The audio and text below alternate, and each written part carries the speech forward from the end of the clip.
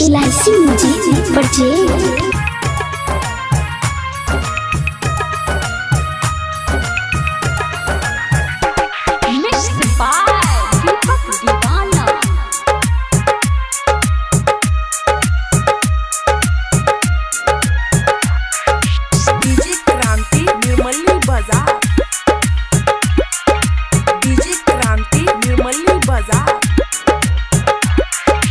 बंशीधर के बात सुनैले भैया सब हो जत यार, कहे छिया बंशी चालीसा।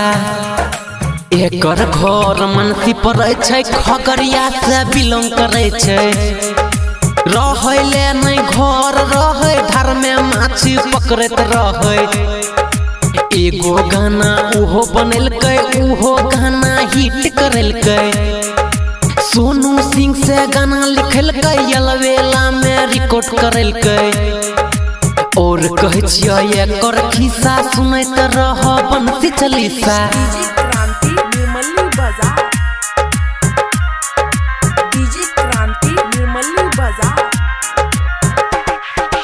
भाई में छै तीन भाई, तीनों में छै छोटका भाई। बाबू ने छै एकरा छै माई। मैथिली के बन गए स्टार, सपना भेले एकर साकार। जे के यादव सपोर्ट करलकै, यूट्यूब पर फेमस बनैलकै। गाना से जे पैसा कमेलकै, एगो उहो घर बनैलकै।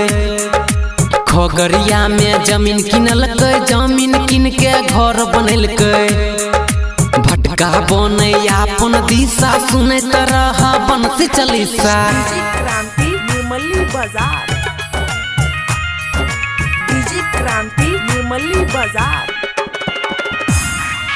मैथिली के उहो आगा बढ़ेलकै, जनता में बड़ नाम कमेलकै। हर जिला में गाना बजेलकै।